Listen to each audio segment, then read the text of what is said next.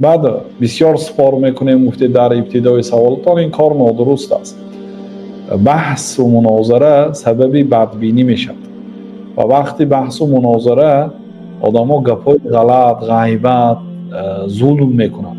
مثلا میگوید که فلان داملا این سخنه گفت که دیگه فلان داملا تا فلان کارم میگوید. مثلا برای چی؟ باری غضبش گفت، یا برای آنکه شما فلان داملای گفتید اکو مین بعد دیگه همون داملای قبول ندارد، برای چی؟ بر ضد این شما سخنش آوردید.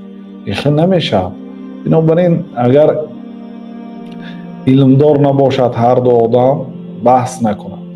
آدم علمدار هم همین بحث سبب بدبینی هست. اصلش بحث فقط به خاطر الله میشد، با نیت. برای چی من با این داملا بحث میکنم؟ واقعا اگر خطا باشد با اسلوب نیک بحث حسنه کرده خوب فهمانه نکار که به حق برگردد. یا وقتی که دو کس بحث میکند حق معلوم میشد.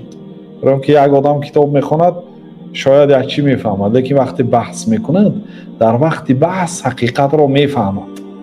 وقتی که فهمید باید جزاک الله خیرا گوید به مقابلش، جزاک الله خیرا تو سبب شدی که من حق رو فهمیدم، نه اینکه اکو تو حق برآمدی، تو زور برآمدی گفته و بدبینه تو حسد کند.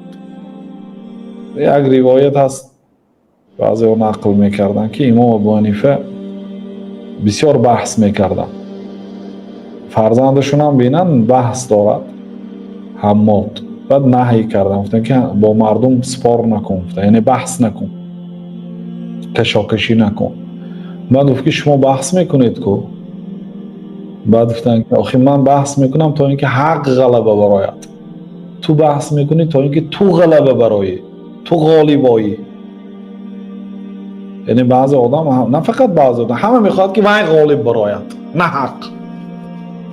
این کارا نادرسته. بنابراین بحث غالبا برادر دو برادر دو دوست به همدیگر دشمن میکنن. نکنید اون بحث. آدمی که علمدار است میپرسید و گفتی همون که عمل میکنه تمام بحث نمیکنه. اگر دانید که قبله یکی وای روی آورده 100% خطا است، بله به اون قبله شما نگاه نمیکنید، شما به دیگر طرف نگاه کرده نماز میخونید.